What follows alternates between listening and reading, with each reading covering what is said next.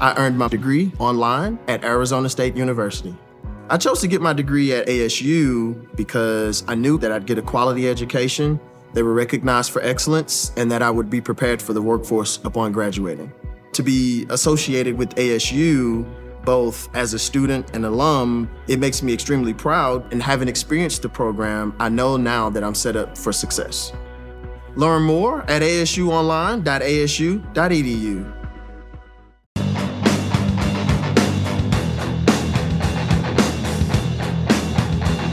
Hello and welcome to the How to Exit podcast, where we introduce you to a world of small to medium business acquisitions and mergers. We interview business owners, industry leaders, authors, mentors, and other influencers with the sole intent to share with you what it looks like to buy or sell a business. Let's get rolling.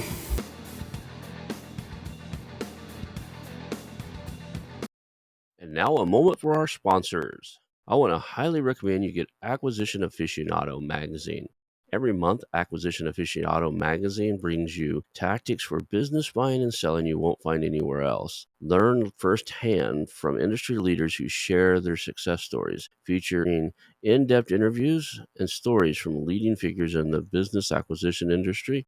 This multi-platform mobile magazine speaks to acquisition entrepreneurs wherever they are in the journey. And I want you to visit acquisitionaficionado.com today. Hello and welcome to the How to Exit podcast. Today I'm here with Francisco Uriarte, and he is the managing partner over at Connelly Capital. I think I got your name right. If not, you can announce your name for everybody so that they hear what the name's supposed to sound like, and we can go from there. Perfect. All right. So we always start off with the origin story. We always try to get to know our guest. Kind of, how did you end up in this space of buying and selling companies, and where are you located? Because you're in a unique space than most of my guests. So tell us where you're at and kind of how you got in this.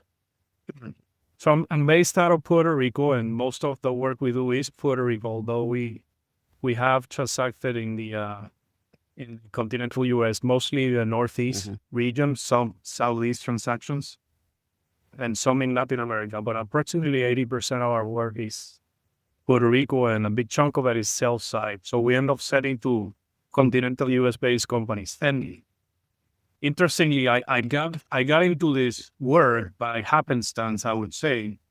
I bought my initial business with my wife in 1998, if memory serves me right. It was a cheese factory. We grew that business, mainly by following my wife's advice. We grew it. And then I sold it in 2002. When I sold that, the money didn't stay long in the account. I invested into the acquisition of supermarket stores that were a spin-off of a Walmart transaction here in Puerto Rico. And I started a new supermarket chain here. I ran that for about 4 or 5 years, and then I sold my participation when I got home. The idea was to look for another business to buy and run. But all of a sudden, friends started calling me and say, I mean, you bought one, sold it, bought the other one, sold your share. You know how to do this. Somebody's approached me, they want to buy my business. I don't know how to do it. Would you help? And that was in 2006. And that has turned into, a firm. We're about 10 of us in the firm. We've made over $800 million in transactions, about 60 transactions in total in the county. So it's been an interesting ride. We like to tell our customers that because we operate, both I and my partner, we've operated businesses before.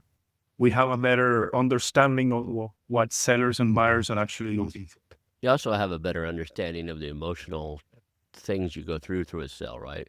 Sales are not simple processes. They can be, but usually there's emotional ties to the business. There's the buyers asking for all kinds of stuff you don't normally have to produce for anybody else on the planet, right? You're not, financial reports and stats and numbers and things that you may or may not have been tracking at all. And now they want all this stuff from you. So it's actually a little bit stressful to sell.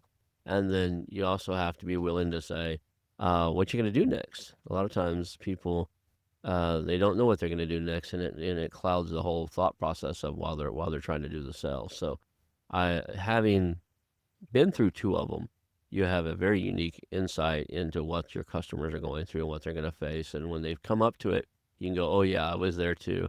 And it's a lot easier for you to walk them through what that is. So, Yeah. So listen, we ideally trying to deal with whatever the market needs you, but ideally we want to get to a potential seller with enough time to help them prepare. mm-hmm. And there's a bunch of issues that need to happen.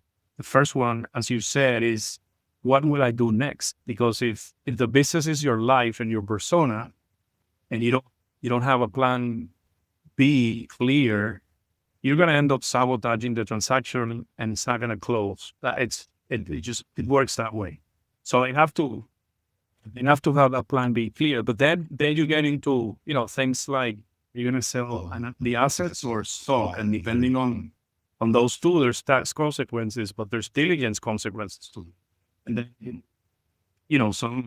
sometimes private businesses either have a cash basis accounting. Maybe they only do their tax filing. They don't necessarily go through accrual-based, GAAP-based financial statements. So depending on the size of the business, the buyer, most likely in our case, is a sophisticated buyer. They want to see clear numbers, and they're going to put you through the quality of earnings process. And if you're not prepared and you present the correct information and it all ties up, it's going to become a nightmare, and we just don't want to do that. We want to make sure we get them prepared, and we help them manage the process so that at the end of the day, the business owner, in most cases, is the number one person in the organization. So I don't want them losing focus on their business and not running the business, because this won't surprise you. Some deals don't close, right? And you don't want to be sitting 6-9 months after a process without a deal done and your business tanking down 20%. You just don't want to do that. So we end up being the trusted advisor and kind of project manager for our clients, and we run the process from A to Z to closing complete. Yeah, and it opens you up for all this retrading stuff too. So if you hear like an LOI and the LOI comes in at a certain price, and you've taken your foot off the gas and it took 6 months to get the deal done, at the end the buyer's going to look one more time at your current financials and go, you've declined by 20%. We need to retrade this deal, meaning they're going to renegotiate a lower price based off your current revenue numbers. So I always tell sellers, like, look, whatever you do, never take your foot off the gas. You want to show strong, consistent growth throughout this entire process. And that's how you're going to get the best, bang for the dollar. That's how you can get the best value out of your company, is even though, so if that means you need to bring in outside help and advisors and other people to do these tasks instead of doing them all yourself, you're better off on the other end, because for every dollar you decline, you lose that multiple of that dollar, right? So you're a dollar less in revenue this quarter. If you're trading at a 5x multiple, you just lost $5 in the sell value of your property. So people don't get that. What other things do you look for in a pre-sale stage? I'm going to walk through this process from start to finish of a sale, right? And work with you. And pre-sale, strong financials, strong books. We're talking about making sure, maybe even creating books if they've only just done their taxes, right? So that there's something that can pass a quality of earnings report.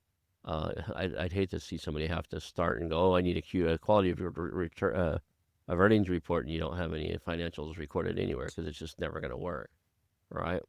So what are the things you look for?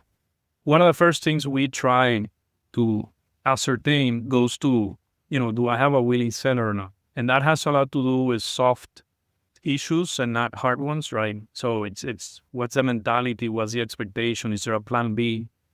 So we'll often go through an internal valuation process, not to get a specific number, because that's just waste of time, in my opinion, but rather to get a range of where we think the business can trade, and then compare that to what the seller is expecting. And around the edges, it's hard to define, but you quickly identify an individual that has an expectation that is so far out, basically means I don't want to sell. And that's sort of the first thing we do. We then try to understand again, depending on the market, the size of the company, and the peculiar characteristics of the company, we'll try to figure out if this is a tax or an asset deal. Because most of the work we do is in Puerto Rico, we find that we need to spend time understanding that, because the typical buyer from the continental US would want to buy assets. And that makes sense because there are certain rules in the IRS and most of the states just make it easier for them to make an asset transaction. But there's, again, peculiar laws in Puerto Rico, some of them, for example, labor laws, where whether you make an asset or a stock sale, you're going to inherit all of the employees with their length of service and a bunch of other requirements. So there's no, usually with an asset transaction, you're going to cut. Doesn't work, unfortunately, in Puerto Rico. So sometimes we need to just make sure that the buyer identifies a local counsel that can get them up to speed quickly on the rules so that we can understand each other. So defining the structure that we're going to pursue and the tax consequences of both, I find that to be very helpful, because when we have the valuation conversation, sometimes I get folks that get stuck in the headline. I want to sell at $10 million because that's going to make me look better than if I sell at 9.5. But they don't necessarily pay attention to the structure and what actually gets to their bank account after taxes. So I want to make sure they understand after taxes, what are we talking about? Because that might allow us to be flexible in the structure we pursue while we get the amount of money in the bank and not necessarily the head. We'll go through that. We'll look at numbers, make sure they're properly accounted for, that you don't have funny things like unearned revenues being booked a particular period and not, earned as time goes by. We will make sure that any expenses that are not necessarily key for the business operation are normalized and identified so that we can present the numbers in a normalized way. So sometimes there's value to be captured there, right? The working capital profile is another area that we found in time that people tend to not necessarily pay a lot of attention to, and there's value there, at least in our experience. When we sell a business, what we're selling is the fixed assets. We're selling a business without debt, right? Mm-hmm. We're selling the fixed assets and the equity of the business and the ability of those fixed assets to generate free cash flow. What happens in current assets and current liabilities could depend on how a particular business owner chooses to run his or her business. So if we do have the time, we go through and evaluate where they might be behaving in an inefficient way. They might not like debt. They might not have a credit line. They might feel comfortable having a lot of money in the bank. And then the receivables are typically, let's say 75 days old average, when their industry is closer to 45. But then they don't want to owe people money, so their payables are paid at 30 days on average. Mm-hmm. And that creates a working capital profile that works against you in many instances. Inventory, are you rotating inventory in an efficient manner? Or are you just buying, because you have the cash, you buy whatever you think you need, and it doesn't really matter if you rotate the inventory or not. So we pay a lot of attention to working capital, because there's value to be taken out of a transaction when we understand that, and we can make it efficient and improve it, right? Right. We put all that information together in what probably is, again, typical for you, but we put together a teaser, and the teaser is going to have very top line general financial information and a brief description of the company and the industry and the geography it operates on. That's what we use to get the interest of pre-identified strategic or financial buyers. Mm-hmm. In our case, we search Puerto Rico, we search the continental US, we search Latin America, and we send that out. And the folks that are interested in signing an NDA then will get a confidential information memorandum, which is a more expanded piece of document with confidential information that, in a way, tells a story. And it tells a story that has to be true, but it has to highlight what is value of the business, right? Do we have customer diversification? Are we growing consistently through time? Do we have a long tenure on our customers? What's the churn rate? Are we managing our gross margin so that we every time we get an increase in cost, we can pass on the price increase to our customers? So those kinds of things are the ones allow a potential buyer to put their best foot forward, to put their best value to the business forward.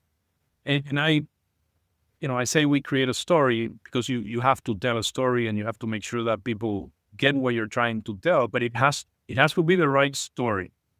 Because that and negotiation is going to get us a good LOI with a good purchase price. But from the time we select an LOI to closing, it's going to be trust what gets us to close.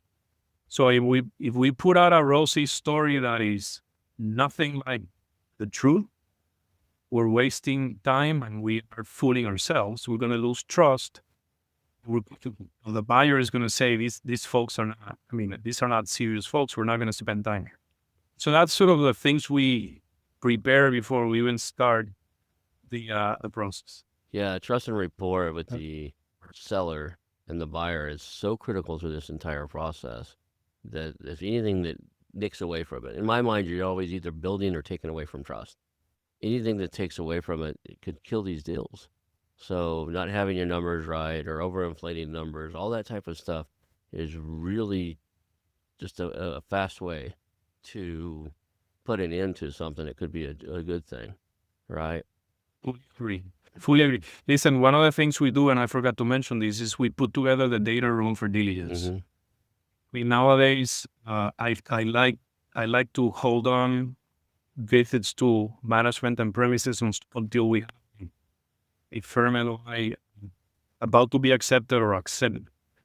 But having the diligence complete, to me, is one of the best ways to build trust, because when we start, and because we've done this so many times, we can anticipate 90% of what people are going to ask in diligence. So if we have it ready, the potential buyer starts to ask for information and we can comply and reply in a speedy manner. That increases trust. And if we said our margins are 30%, and when they go and look at our detailed financials and diligence that number, lo and behold, it is 30%.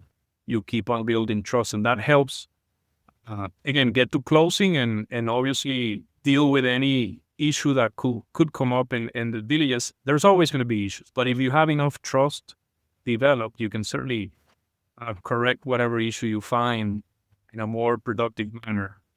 Yeah, I don't know how many times we've started down the process and I ask for something. They go, okay, let me see what we can do to get that for you. And it goes, days go by and you're thinking, they're out there making this stuff up because this is something either you have or don't have. Right? You have you know what your expenses are and you have them. You have your expense reports and you know what company, supplies cost and stuff, or you don't have it and you're going back and scraping through old receipts and making stuff up, to fill in the gaps because you won't have it all. Right? So that's the fastest way, I think, to degrade trust in that due diligence process is go, yeah, let me get that for you. And then it takes 3 or 4 days to do it. Because in this day and time, if it's there, it's in, some form of accounting software, QuickBooks or otherwise, and it's just going in, clicking a few buttons and generating a report, right? It's minutes, not days or hours or weeks. So we had one company that, it took them 3 weeks for everything we asked them to do. So.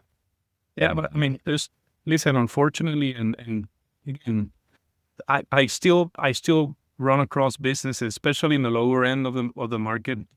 I don't know, let's say $2-3 million in revenues and below. They do not keep accounting books. Right. They just send a large box to their accountant at the end of the year. So the accountant do the taxes. Yep. They have no idea.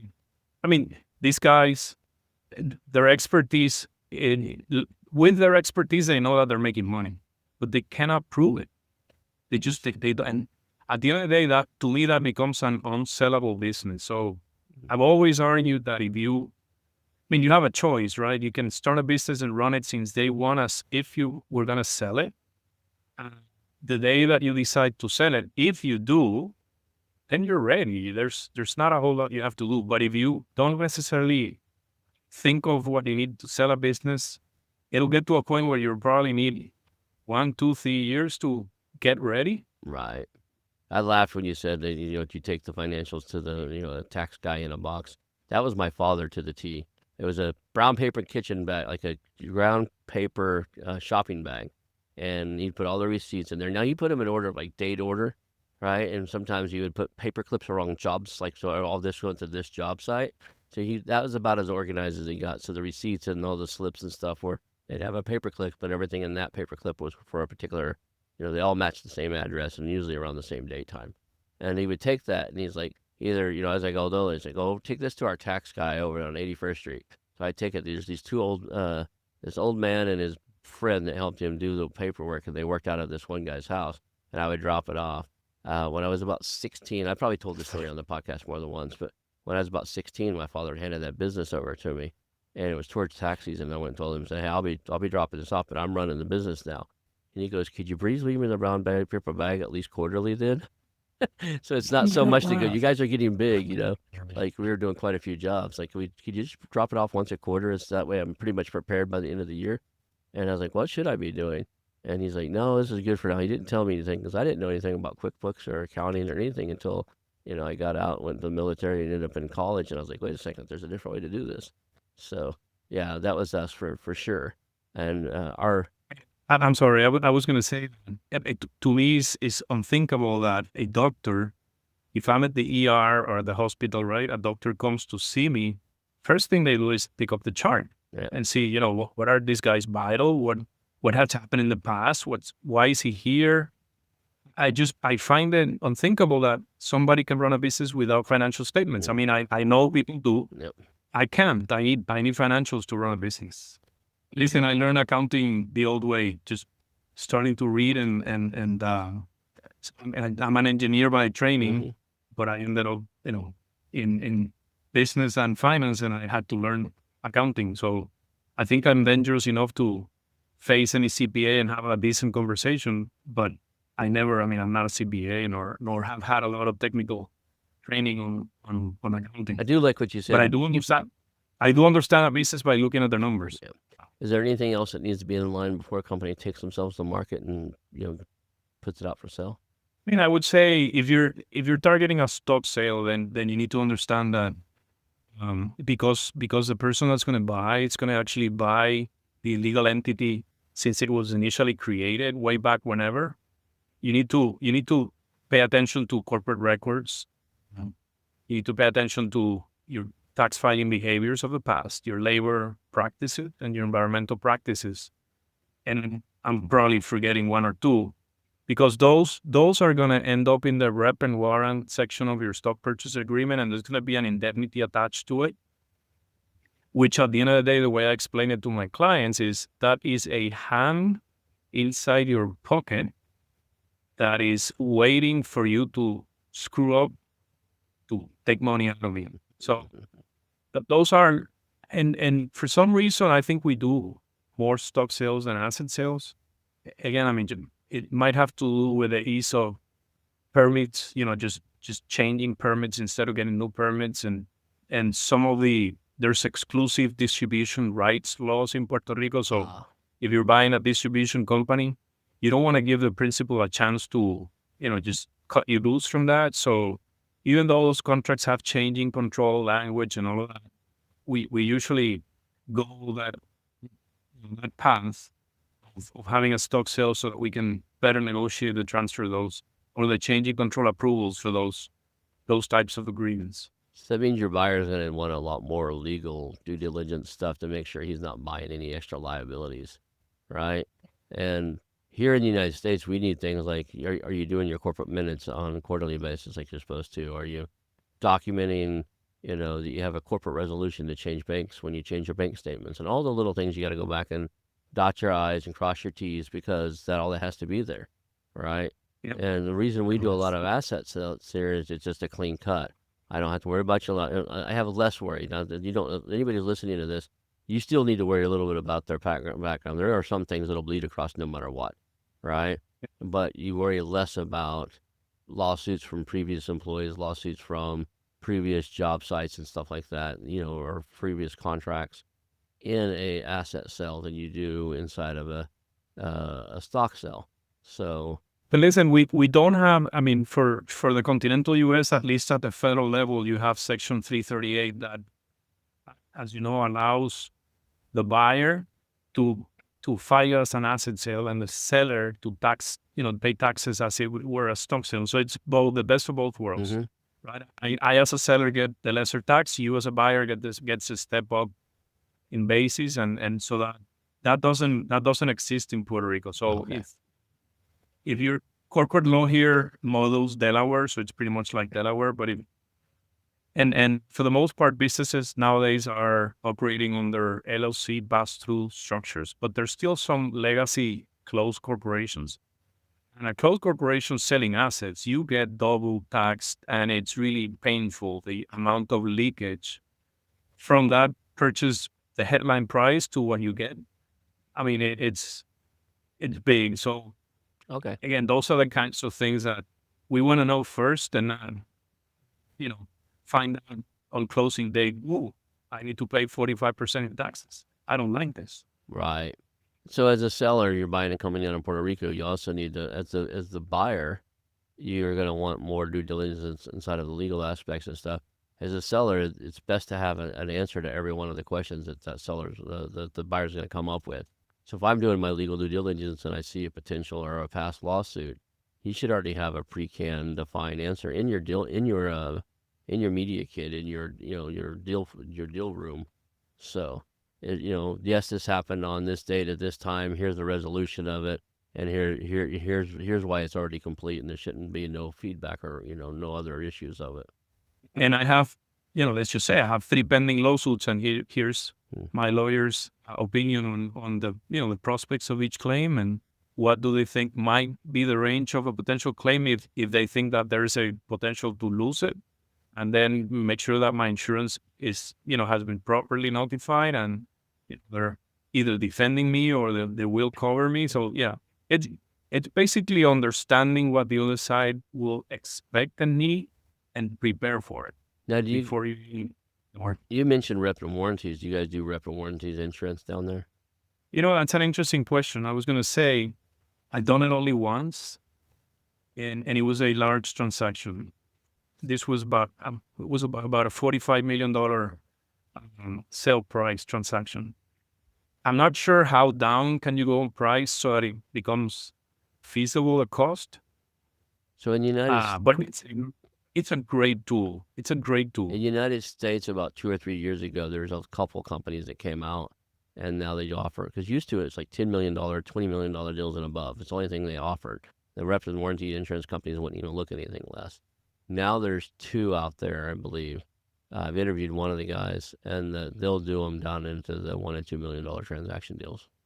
I mean, that's great. Again, it is certainty over uncertainty, and right. And if you're an owner that have been on top of all of the details in your company, and you feel very certain that nothing will come out to bite, then you can take the risk. If you're not sure, just because businesses are imperfect, and there's just no way to guarantee that nothing will come out, you buy insurance, you negotiate splitting that price in half, and there's just no hassle, no lawsuits, no indemnifications, no escrows. I mean, it's I'll need to find out. I mean, as you know, insurance is regulated by state. Mm-hmm. I'll look them up and see if for some reason there are already accepted or locally here. But I mean, it's great. If it's available, I would recommend it with my eyes closed. Now let's go into the next phase. So we've done all our work. We think we're ready to sell. Do you think you can ever be so prepared you don't need advisors or a team helping you, or do you think that everybody should have somebody helping them do the transaction? We are advisors, so my first reaction will be you'll never be ready. But quite honestly, I mean, you could be an individual that has traded businesses more than once, and you could have a business that has a structure, an organizational structure that allows you to not be involved day to day. And then you might be able to pull it off. I mean, this is at the end of the day, I tell my clients, first, this is not rocket science. And some folks come to my office and they think that we have like buyers that are exclusive to us and we have them inside a hat. And whenever they sign the engagement, we're going to pull it out and say, this is the magic buyer. And I tell them, listen, whoever tells you that, they're lying, and just beware. Probably you, Mr. Client, are going to know better than I who's your potential buyer. We will research the market. We will unearth strategics and financials and maybe augment that list. But you're going to know better who's going to sell it. What we provide is the ability for you not to lose focus on running your business. That's one. Two, plausible deniability, right? And on emotional interaction. I can sit down with a buyer and I can hear out of this world small number for the company. It's not going to piss me off. I don't know if I should say this or not, but I won't get mad. I'll say, Mr. Buyer, it just so happens that the rest of the suitors are 50% above your price. And even though I respect your appreciation of value, if you want a real chance at getting to the next stage, you need to consider upping your number. I'm not going to get mad. Sometimes if the principal is involved in the conversation and they feel that their business is like a son or a daughter, they'll blow up. And so bottom line, we've done this and we do this day in and day out. Usually business owners will sell once or twice in their life. There are people out there that are prolific and that they like growing, selling, starting, growing, selling, buying, growing, selling. So what I would say is always, it depends on the amount of time you can spend on the process, your understanding of the process, and the deal team you put together. For example, we as mergers and acquisition advisors, we don't work alone. We need a team, and we always explain this to our clients.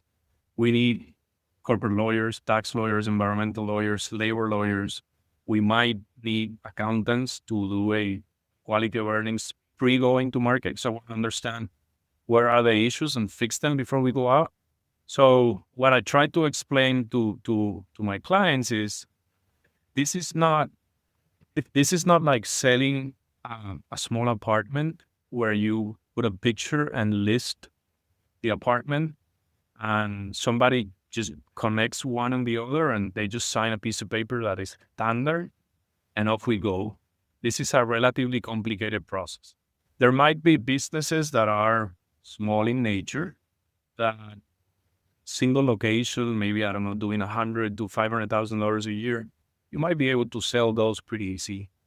But as you start getting into more complicated growth businesses, multi-location, multi-geography type businesses, it is a complex process. So it helps to have folks at your side that have done it before, because guess what? Again, depending on the business you're running, the buyer is going to be a very sophisticated buyer who's going to come armed with very expensive law firms. At least that's our experience, because they are, again, either strategics or private equity firms. And, those guys, they know their craft. They've done it at least, if not more times than we have.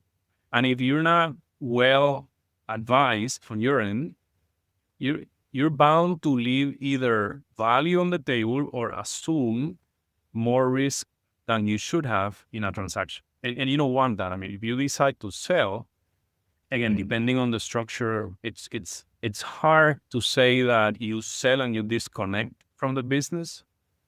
More often than not, I'm finding that when we sell businesses, we need to use creative structures that look like earnouts or similar things to bridge value expectations between buyer and seller.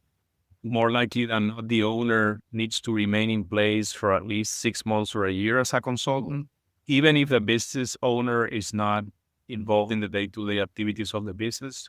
More likely than not, he or she will have to stay on call. So this notion that like an apartment, that you sell an apartment today and tomorrow you have the cash and nobody's going to call you, you sold it as is, where it is.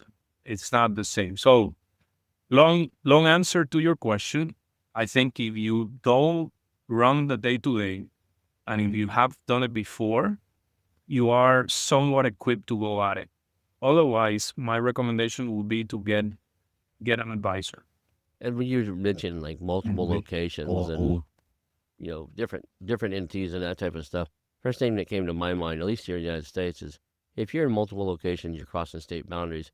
Every state has its own permits. Every state has its own licenses, and every state has its own rules. So now you're buying a company that's operating in 5 states, and you have to go out and change the names on all the those chamber Permit holder. on every one on all those permit holders. So having a team of people that know, okay, and sometimes there's a sequence to them. Like you can't have this permit until you have that permit, especially if you're any type of liquor licenses or anything like pest control and stuff like that.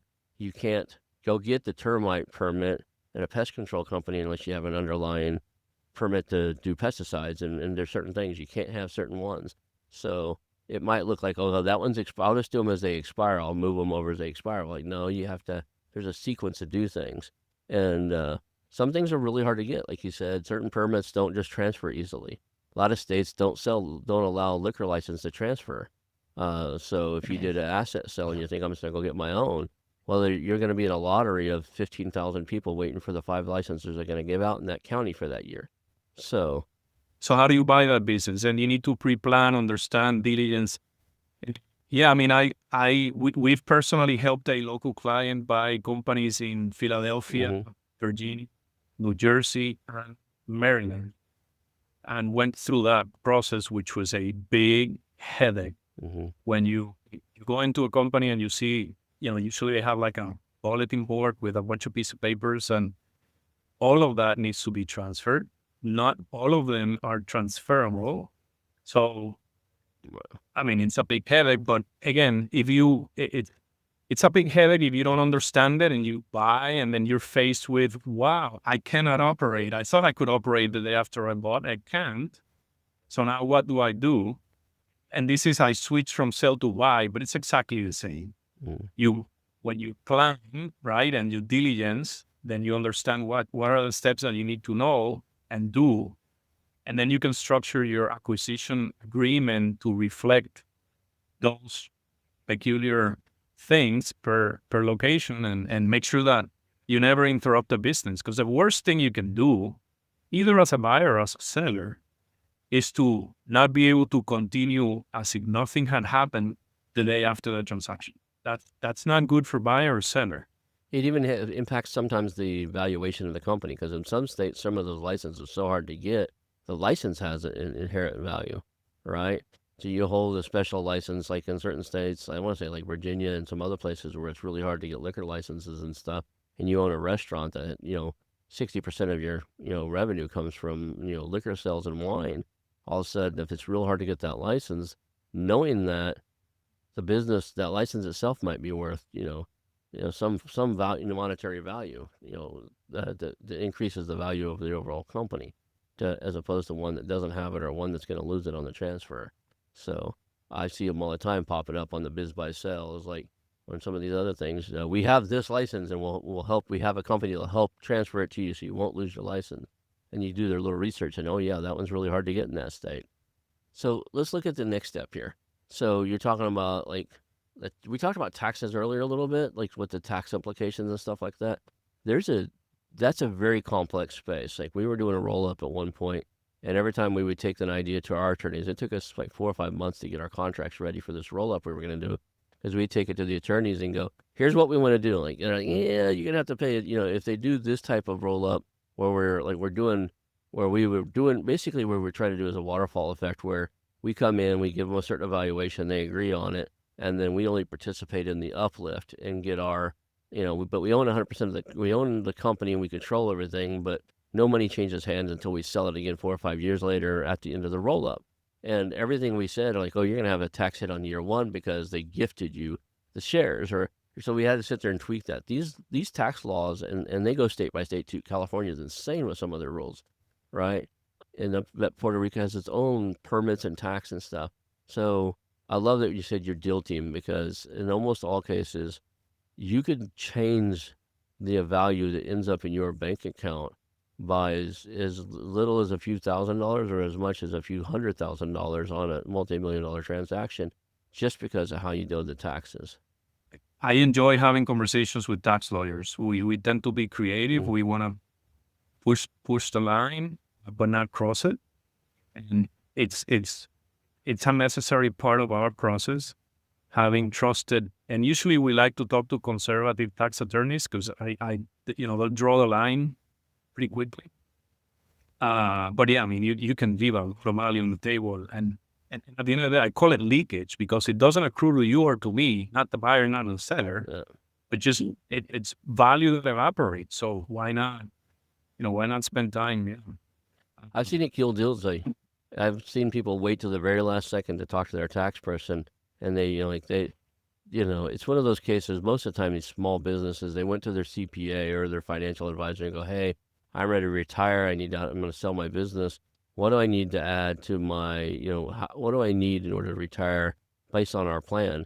And the wealth advisor or whatever, he'll go, "Well, you need another $2 million to stick to the plan." Right? So they go, "My business is worth $2 million. And when it may or may not be, but at the end of the day, they listed it for $2 million, not realizing that they're going to have state and federal taxes and all these expenses and legal fees and closing costs and everything else that comes out of that transaction.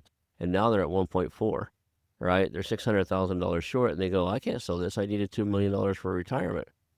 We call that, Ron. There's Ginnie Mae's used to be bonds that were frequently sold, and Ginnie Mae's back in, I don't know, maybe 20, 30 years ago were yielding 5%, and it was sort of the safest place that you could get a good return, and that is not treasuries, right? Mm-hmm. And we would call it the Ginnie Mae valuation approach. Business owners in Puerto Rico would say, "I need $1 million to live, so my business is worth 20 because I need 20 to put into Ginnie Mae's that would yield tax-free $1 million."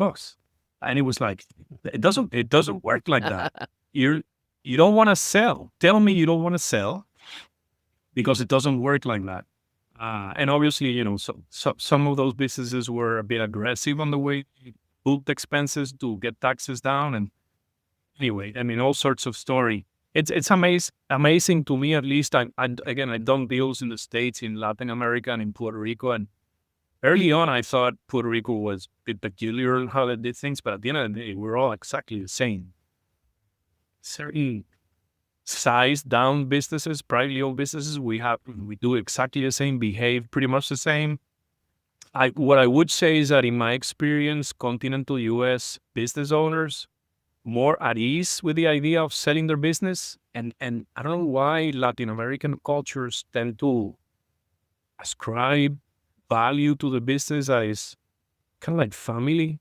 So it's like selling your daughter or your son, or emotional. And so I get, in Puerto Rico, I get a lot of, we need to sign an NDA and we need to make sure nobody knows that we're selling, which is, I mean, it's fine. We do that. But there's, I would even say there's kind of like a negative stigma to deciding to sell the business. Oh, it must be that the business is not doing great. That's why they're selling. Whereas, quite the contrary, I mean, you should sell when the business is on its way up, right? Right, when it's growing and doing well. Yeah. As a matter of fact, if you want to sell a business that's declining and having a rough time, you're asking as a fire to sell, and you're going to have a hard time finding a buyer. The buyer's going to want a heck of a deal because now he's got a mess on his hands to clean up. And I see all these buyers all the time. I meet with them regularly. People listen to my show, and they come in and say, "Yeah, I'm going to do X, Y, and Z in the first 60 days, and I'm going to double the revenue." Like, man, that guy that you're buying that company from has run that company for the last 40 years, 35 years. You think you're going to go in and change everything on day one and do so much better than him? That's your ego. That's not your intelligence speaking. That's your ego in 100% ego mode. Like, I look at companies. I agree, and I learned that the hard way. Again, just because sometimes you get sort of on the buy side, and this was in a buy side roll-up where I was a shareholder as well. So you need to be careful not to get enamored by the deal, right? And then you see a deal that's been flat for 6 years, and you start thinking, "I'm going to take this and I'm make it grow." Right. Yeah, but listen, culture in a company, which is a very subjective thing, it is so important when you're acquiring a business. Whoever's listening to us, all of your podcast listeners, right? You make sure that there's a culture of growth in the company. If that company has been operated with an expectation of growth, I don't care what the percentage is. Oh, obviously, the higher the, but a culture that drives growth, that's a great acquisition. If you find a flat business, you better make sure you negotiate a great deal and assume it'll remain flat.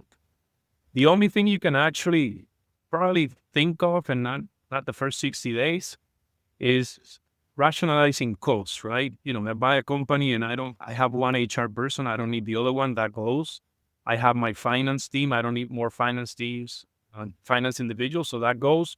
So there's, a little bit of efficiency that you can squeeze out of the business, but growing a business requires, in my experience, culture. And if you don't have it, you're not going to get it. You're not going to get it in 60 days. Actually, in this particular case, what we ended up doing was basically firing everybody Yeah. and just putting new people So quickly. what is the process? We've got the data room now. Everything's ironed out. We're walking through the process. You start taking them to market. You produce some marketing materials and teasers. You talked about your teasers and your folders you send out. At what point do the sellers end up talking to the buyers? Do you guys do a lot of the pre-screening and making sure they're serious, or do you do what's the? At the end of the day, what we'll do, and this is obviously subject to client's approval, but what we would normally do most of the time is not to have my customers, my clients, talk to the first batch of people that is interested, but rather, depending if we're running a two-step process or a straight process, they'll get to talk to only the selected LOI or the selected 3 LOIs that are going to go to a second phase. Right.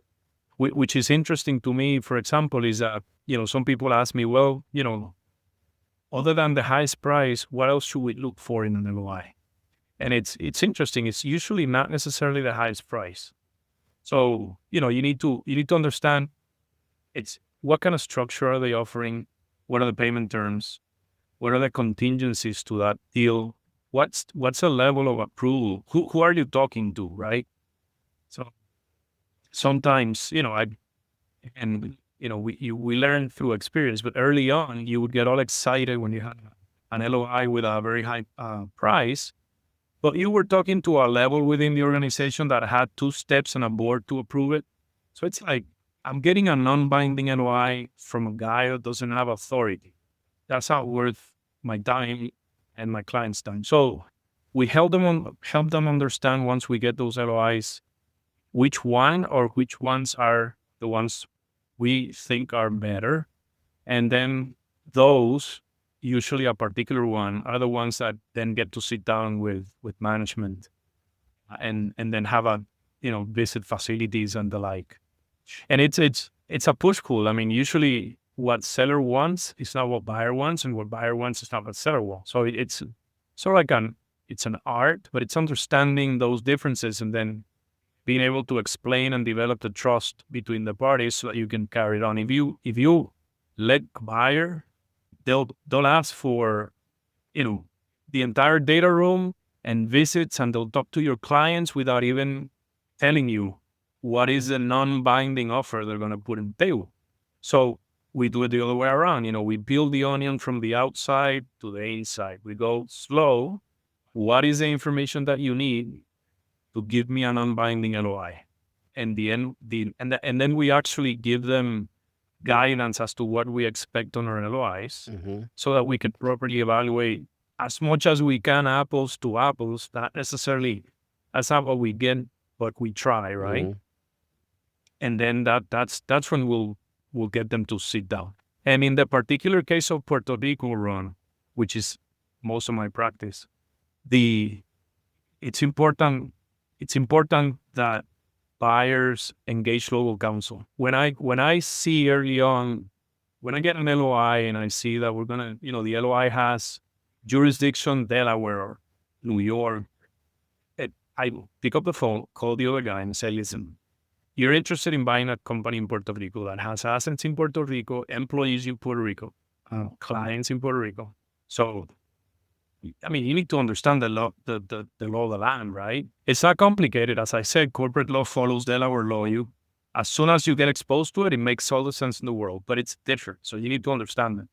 And if you're not willing to consider local jurisdiction and getting local lawyers, to me, that's a high risk of closing. Oh, definitely. So I can see an LOI that is very high in value, and I see those features, and I have a conversation, and I can't persuade them to move from their position.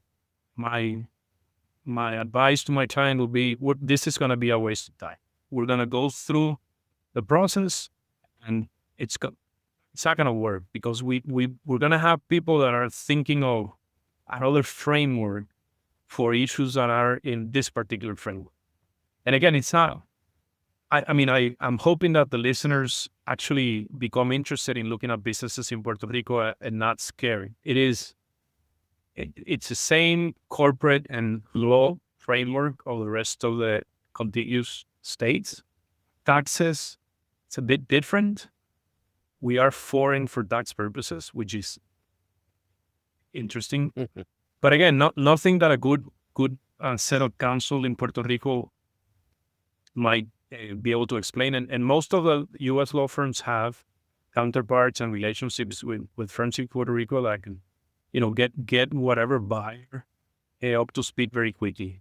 But there's a lot of opportunities. There's a lot of businesses that are owned by baby boomers, getting sold or looking to be sold, of all ranges, $40, $50 million revenues a year to $200, $300 million in revenues a year. So there are opportunities for private equity and strategies that are willing to spend a little bit of time in understanding the framework. What's your primary industry that you have most of your clients through? I know there's probably a full spectrum. You probably have SaaS companies down to pest control companies. You name it, you probably have it. But what's the general common industry that's there? For example, we don't specialize in any particular industry because we say and we think that Puerto Rico is a limited market in a way, and it doesn't pay off to specialize in a particular industry. So I think I've done only twice deals in the same industry. So it's all over the place. There's still a concentration of pharma and medical devices manufacturing. Okay. As components of the economy. These are not places where you would seek to do deals necessarily, because they're mainly production sites and none of the decision makers reside in those production sites. So I don't know, I'm going to butcher this, maybe 20, 25%, 30% of the economy. Mm-hmm. The food industry is a very interesting one. The food industry is one of the industries where there's still a lot of locally owned businesses, all the way from manufacturing, distribution to retailing. So supermarket chains, QSRs, banner, flag, franchise QSRs. The wholesaling businesses that's where usually the most established families operate in Puerto Rico. Then you have tourism, maybe 6-8% of the economy. And you have all the things that you're used to. The pest control companies, the HVAC companies, the plumbing companies, the electrician companies, the solar, green energy install companies are doing a great. Now they have a bit of a challenge with Sonoma and Sunrun's financial issues, and then construction is a good component of the I figured ecosystem. Construction would be big. Yeah. All of the, there's interesting marine. So the marine industry, marinas, the selling boats. We just had Blackstone bought the company that owns the largest marina here. I forget the name, but Blackstone Real Estate bought the company, and they happen to have facility here. So it's a fairly diversified economy. Mm. The government is a relatively still a large player. Maybe 35-40% of the economy is public services. Okay. That's normal, right? That's going to be you have people there to serve, so you're going to have, that there to be done. right? And then you're always going to have your home services, right? The painting, remodeling, pest control, plumbing, roofing, all that. Landscaping. Landscaping, the whole 9 yards, because you have houses there, right? I was just curious if there's like a lot of manufacturing. Like here in the United States, we used to be a big manufacturing country, and then that all shipped overseas, and now we're more into the software side. Well, that's starting to go overseas, and now we're more into legal services and accounting and all this other stuff. So, and different types of technology, right? I mean, so for example, software is it's an interesting player and a growing group and very interesting transactions the last 4 or 5 years of friends that have sold their companies. And there's an interesting embodied startup scene. I'm personally involved in a nonprofit that develops entrepreneurial capacity, and we've got programs for ideation of businesses, helping people understand the difference between an idea and a good business proposition, then business plan competitions, and then venture accelerators. And so it's interesting. I've seen a shift in younger folks from wanting to work for large established multinational companies and more of them trying to strike it on their own. Specialty agriculture, believe it or not, is also a place where I'm seeing a bunch of young folks spending time on. All right, so we need to wrap this up, and I know we can talk on forever because we're both passionate about the subject. What are some ways people reach out to you if they're interested in seeing what's available in your market, and how do they reach out, and if they are ready to buy something there, or they're sitting there listening to this, they're already they live in Puerto Rico because you're going to have locals listening to us also, and they're ready to do a deal. What's the best way for somebody to reach out to you? I mean, it's either website, email, or phone. Our website is ConnellyCap.com. Connelly has 2 N's and 2 L's. So it's ConnellyCap.com. My email is Francisco, like the city, San Francisco, right? Francisco@ConnellyCap.com. So, yeah, those 2 ways are great. You can reach out through LinkedIn, Francisco Uriarte, connect. Happy to help. Uriarte. I know I butchered your name the first time. Uriarte. I'll do my best. You did great, by the way. You did great. As we get to know each other more over time, I'm sure we'll have other conversations. I'll do better and better. I appreciate you for being here. Hang out for a few seconds. It has to gather the files. So we'll call that a show. Thank you. Thank you. All right, bye.